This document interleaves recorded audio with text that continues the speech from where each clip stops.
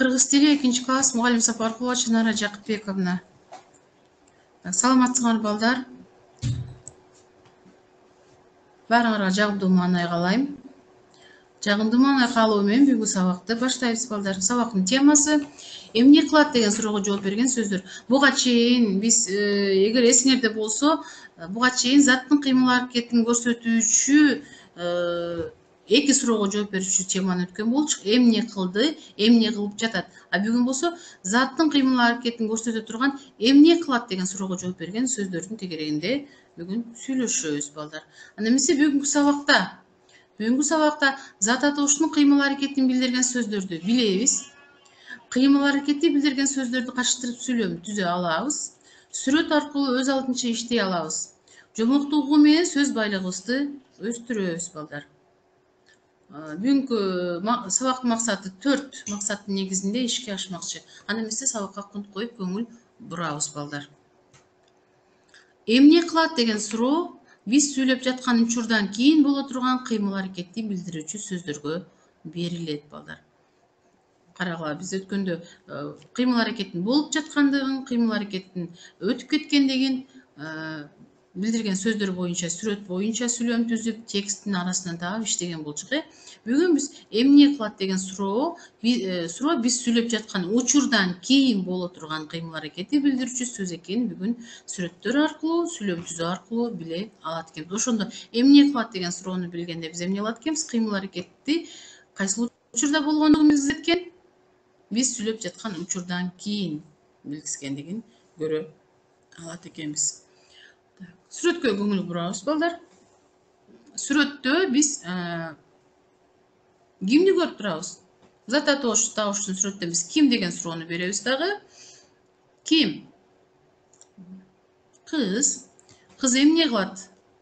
Карагыла, көрдүңөрбү? Зат атоошунан суроо берип атабыз. Ким? Кыз. Кыз эмне кылат?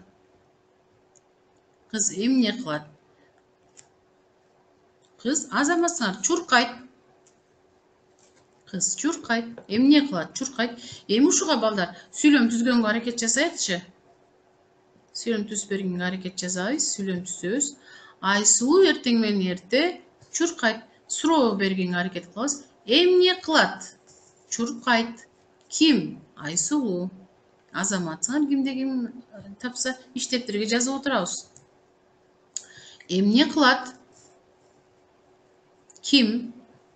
Зат атоочу таптык. Кимде ким тапса жакшы, эң жакшы. Секирет. Кыймыл аракеттин көрсөтүп атат. Эмне кылат? Секирет. Эми сүйлөм түзгөнгө аракет кылабыз балдар. Сүйлөм түзөбүз балдар. Динара өз ден соолугун чыңдаш үчүн секирет. Эмне кылат? Секирет.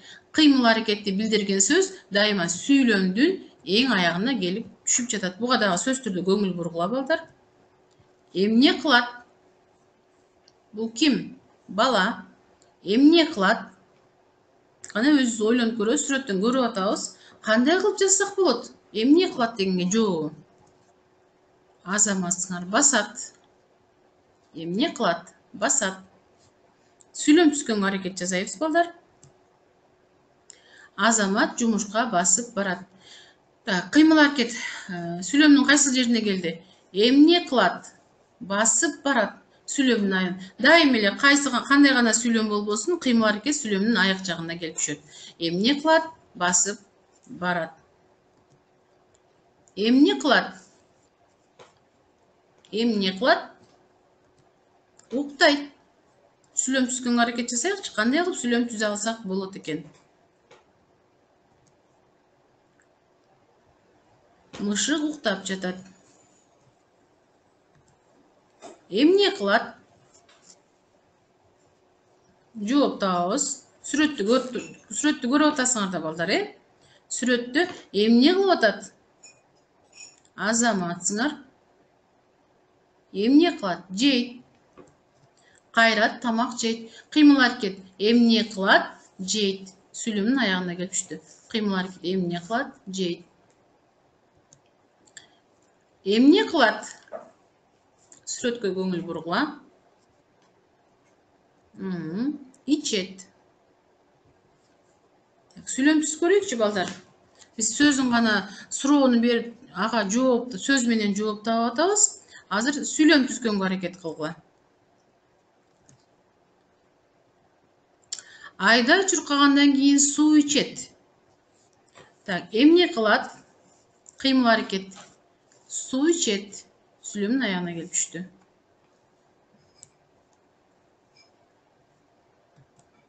Эмне кылат? Окуйт. Иштептерге жазып отурабыз. Аскат Чыңгыз Айтматовдун китебин окуйт. Эмне кылат? Окуйт. Китебин окуйт. Так, азыр биз эмне кыймыл аракетти билиш үчүн бул ырсактарынан кыймыл аракетти туюндурган сөздөрдү тапканга аракет жасайбыз балдар. Мультфильм. Сыналгыда биз бүгүн көрдүк кызык мультфильм. Алдап кетти аюуну, амалын көр түлкүнүн.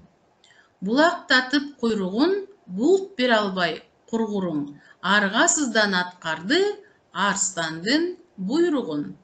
Ак кула сөз сүйлөдү, ак оюндар бийледи. Качышкан жок, корккон жок, карышкыр да тийбеди. Карап турсак пилдерди, каалашпай бош жүргөндү, тумшугунан суу чачып, суу карышты гүлдөрдү. Гүл тандаган көпөлөк, учуп жүрдү көкөлөп. Бөлтүрүк болсо бөжөктү, бөбөгүм деп көтөрөт. Чынында бул кызык да, чычкан менен мышык да. Кыяк тартып ырырдап, сыбызгыда музыка. Айбан аттар бири-бирин аяшаарын билгиниң, кыял ойду эргитип, кызык тура мультфильм. Асаналиевдин жазган ыры болуп эсептелинет. Бул жерден биз көңүл бургуладагы иштептериңерге жазып отурушуңар керек. Ар бир бул жерде берилген жаныбарлардын кыймыл аракети бар, ошол кыймыл аракетти тапканга аракет жасашыбыз керек. Көрдүк, эмне кылдык? Көрдүк. Эмне кылды? Буйруду. Эмне кылды? Тийбеди. Мына булардын баардыгы эмнелер? Кыймыл аракетти көрсөткөн сөздү. Мисалы, сыналгыдан биз бүгүн көрдүк кызык мультфильм. Сыналгыдан биз бүгүн көрөбүз кызык мультфильм. Эмне кылабыз? Эмне кылабыз? Көрөбүз.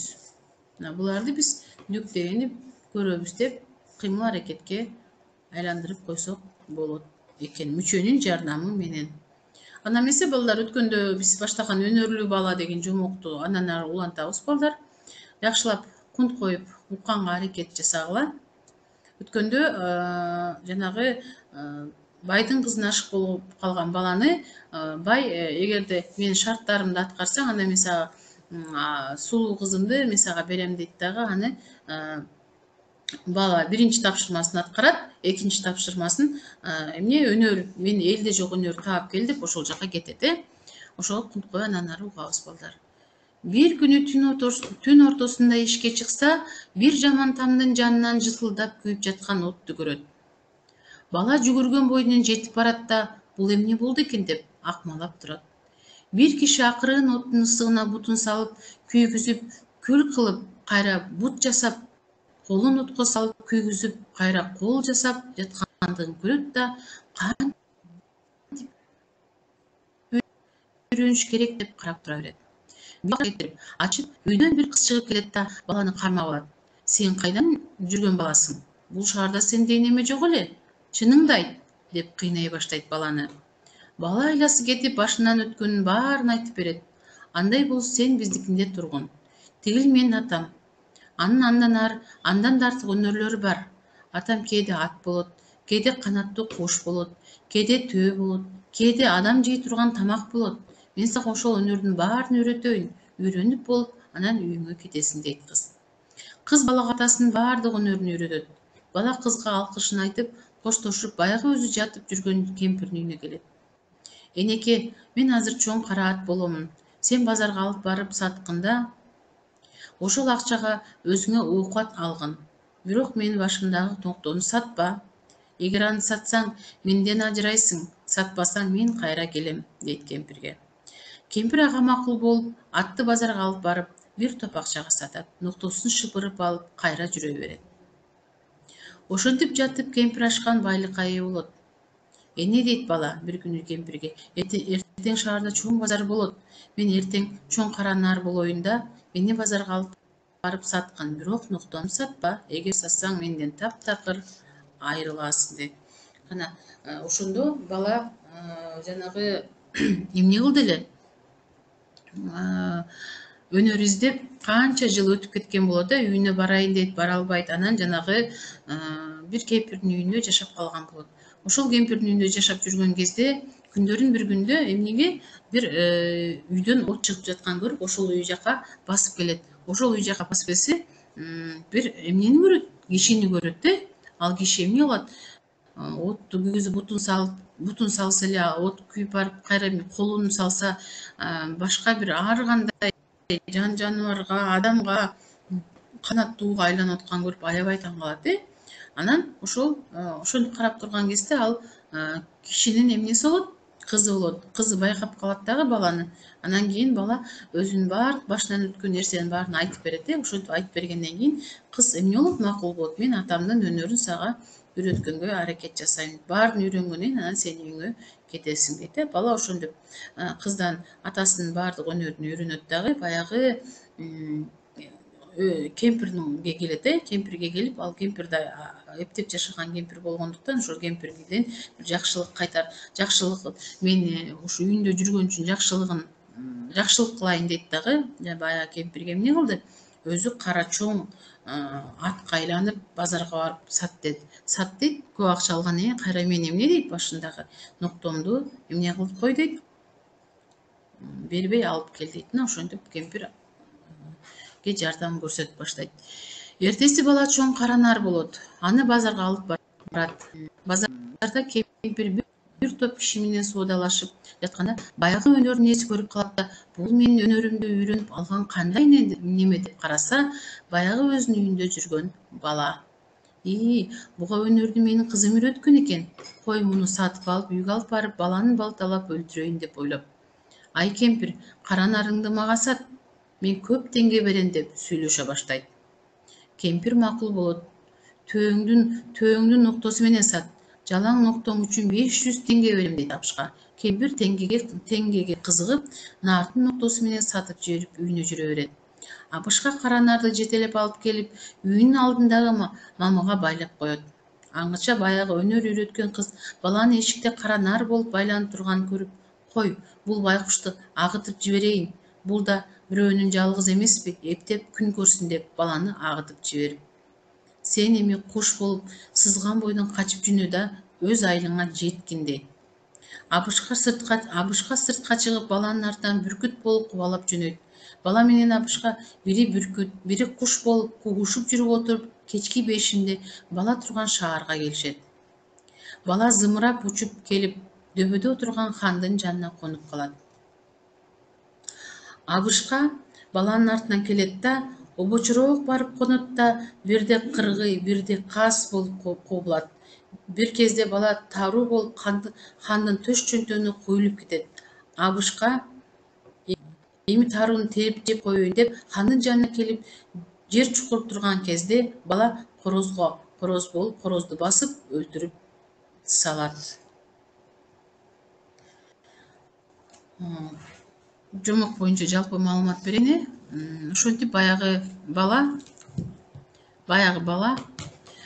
эмне кылат? Баягы кемпир дагы базарга барат, буну чоң төө кылып алып барат дагы. Ошентип баланы эмне кылайын дейт? Бала кемпирге баягы ноктону бербе деп мурунку сатканда эле айткан болчу. Анан кийин ошо менен баягы өзүнүн өнөрүн билген киши билип калат. Бул менин өнөрүмдү үйрөнүп, көп бала турбайбы, мен буга кызым үйрөткөн экен, мен буну азыр бул кемпирден сатып алайын дагы эмне кылайын дейт, балталап өлтүрөйүн дейт. Ошентип баягы кемпирге көп акча сунуштаганда тиги кемпир баланы эмне нуктосу менен сатып жиберет. Ошентип баягы киши баланы үйүнө алып келгенде баягы кызы баланы атасы өлтүрөөрүн билет да, балага айтат: сен эми өз айылыңа куш болуп учуп жөнөгөнүң дейт. Менин атам сени өлтүрө электе. Анан ошентип ал куш болуп учуп жөнөгөндө жанагы абышка эмне кылат? Баланын артынан бүркүт болуп кубалап жөнөйт. Ошентип алар кубалашып отуруп кечки бешинде дейт, баягы өзү жашаган шаарга бала кирип келет дейт. Ошентип экөө бири бирин куушуп баланы өлтүргөнү атканда бала хандын эмнесине, төш калтасына тааруу болуп кирип кетет. Ал ошентип баягы баланын амалкөйлүгү менен баягы кишини, баланы өлтүрөм деген кишини кызыл корозду басып, өзү аны эмне кылып коет экен, өлтүрүп коет экен балдар. Ал адам кейпине айланып өз үйүнө барат. Хан кечинде көргөн укмуштуу ишине таң калып, эртеси элин чогултуп: бул ишти ким билет? Мен ушул жашка келгенче бир канаттууну куулуп, экинчи канаттуу болгонун көргөн эмесмин. Бул кандай укмуш? Ушул ишти көргөн билгендер болсо айтып бергиле дейт. Эл жым-жырт болуп калат. Бир убакта баягы бала чыгып келип: ханым, уруксат бериңиз, ал ишти мен билем дейт. Хан балага уруксат берет. Ошондо бала ханга жарап: сиз мага менин элимде, менин жеримде жок өнөр үйрөнүп кел дегенсиз. Ал эсиңизде болсо керек. Жанагы куш болуп корозду басып жеген мен болчумун. Менин үйрөнгөн өнөрүмдү ошол короз болуп куулган адам да билчү. Бирок ал мага душман эле. Ошондуктан ал менин артымдан кууп келген. Бирок ал мени жей албай, мен аны жеп койдум. Душманды өлтүрдүм, ханым, дейт бала. Баланын айткан элдин баары таң калышат. Ошол куш сен болсоң, анда азыр элге бир өнөрүңдү көрсөтчү, дейт. Хан балага ишене бербей. Бала макул болуп, дароо бир чоң аргымак болуп, элдин ортосуна алчаңдап чыга калат. Хан менен эл баланын өнөрүнө ыраазы болушуп, хан болсо убада боюнча кызын берип чоң той өткөргөн экен. Эртеси бала жомукту аягына чыктык балдар. Ошентип бала өзүнүн максатына жетти. Ал жанагы ханга элде жок өнөрдү эмне кылып келди? Алып келип берди. Ошентип баягы хан эмне кылды? Баланын элде жок өнөр таап келгенине өз көзү менен көрүп, ишенип, анан балага эмне кылды? Акылдуу десе акылдуу, сулуу десе сулуу кызын эмне кылды? Балага берди. Мынакей, эгерде биз көп өнөрдү билсек, эмне кылат экен? Көп нерсеге жете алабыз деген бул жомокто ойду берди. Суроолор: бала элде жок өнөрдү кимден үйрөндү? Баарыңар эле түшүнүктүү болду болуш керек, бала элде жок өнөрдү кимден үйрөндү деп ойлойсуңар? Ошол өнөр издеп жүрүп, 3 жылда, 4 жылда өнөр издеп жүрүп, ошол эмне башка шаардан үйрөнүп келди. Баланын өнөрү менен ким байыды? Анан баланын өнөрү менен ким байыды? Баланын өнөрү менен жанагы үйүнө кете албай, кантип мен каяктан өнөр үйрөнсөм деп ушинтип кыйналып турган кезде бир эне анын үйүнө эмне кылган?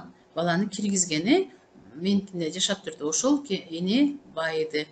Бала хандын кызына үйлөндүбү? Силердин оюңар боюнча кана балдар? Бала хандын кызына үйлөндүбү? Үйлөнгөн жокпу? Бала хандын кызына үйлөндү. Анткени бала эмне кылды?